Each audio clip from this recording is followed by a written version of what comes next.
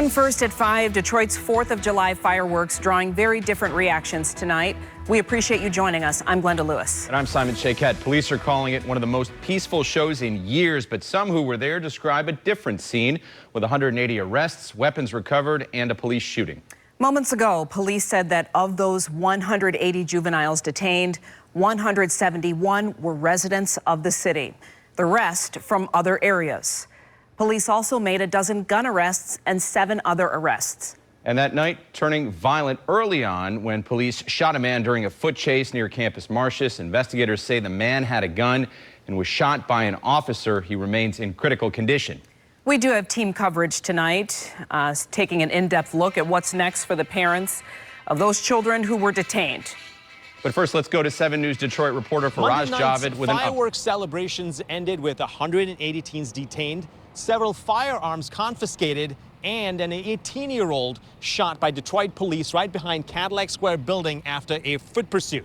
Now, Detroit Police Chief Todd Bettison calls it as one of the most peaceful fireworks celebrations in years. However, some residents feel differently. As I was opening the door, I heard pop, pop, pop, pop, pop. And I went, oh, are they already shooting off fireworks? An educator, Zach Herman, had just parked his car around 6:25 p.m. at Cadillac Square, and that's when the shooting unfolded. And I could see a gun on the ground, I believe a hat, a cell phone, and there was blood on the ground as well. Chief Bettison says officers saw a group of young men with a backpack that looked heavy. Officers say they went through the bag and found a Draco-style gun. There was another individual that was also armed, and that individual that we stopped with the backpack is in jail right now. A 19-year-old is in custody, and an 18-year-old was shot multiple times and is currently in serious condition. And we possibly prevented him from doing something nefarious. At the Detroit City Council public safety meeting Tuesday, the chief said a lot is being done to prevent teen takeovers from impacting the city. The chief shared that Monday night,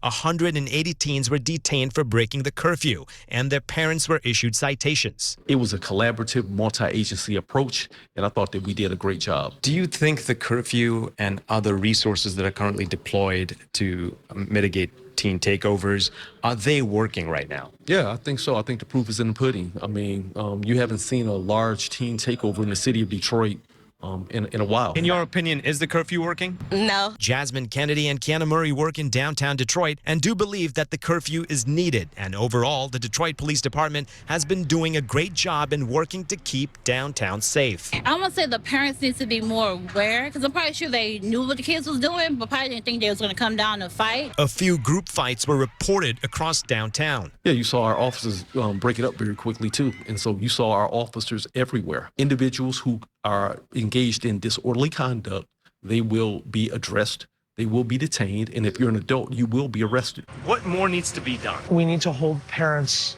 accountable. This has been one of the more peaceful fireworks. Can the city do anything else? Just whatever they're doing now, just keep going. Detroit has come a long way, and I just wanted to continue to get better. In downtown, I'm Faraz Javed, 7 News Detroit. Faraz, thank you.